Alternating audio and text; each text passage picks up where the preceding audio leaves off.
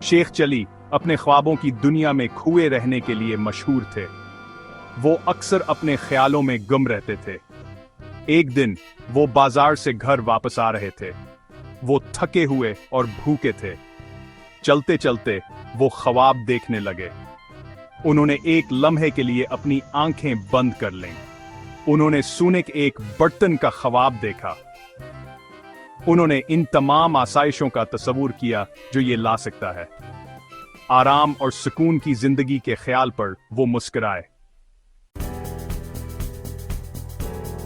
अपने ख्वाब में शेख चली को खजाने का नक्शा मिला। इसने इसका पीछा एक छुपी हुई गार तक किया। अंदर सोने के सिक्कों और चमकदार जवाहरात के ढेर थे। वो खुशी से फूले न समाए। उन्होंने एक शानदार घर और मजेदार खाना खरीदने का ख्वाब देखा। उन्होंने खुद को नफीस कपड़े पहने हुए और हर किसी का एहतराम करते हुए देखा। वो अपनी बनावटी दुनिया में खो गए थे।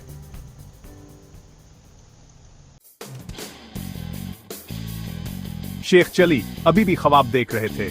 उन्होंने अपनी दौलत खर्च करने का मंसूबा बनाना शुरू कर दिया।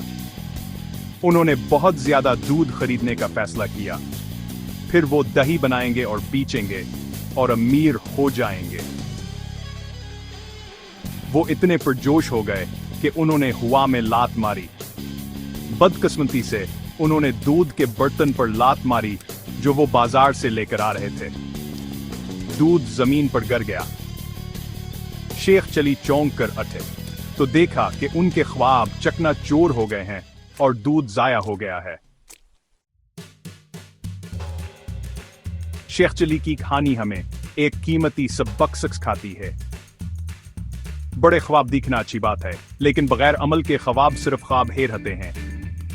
हकीकी कामयाबी मेहनत और कोशिश से मिलती है। हमें शेख चली की गलती से सबक सीखना चाहिए। ख्वाबों की दुनिया में खोने के बजाय हमें हकीकत पसंदाना हदाफते करने पर तवज्जो देनी चाहिए।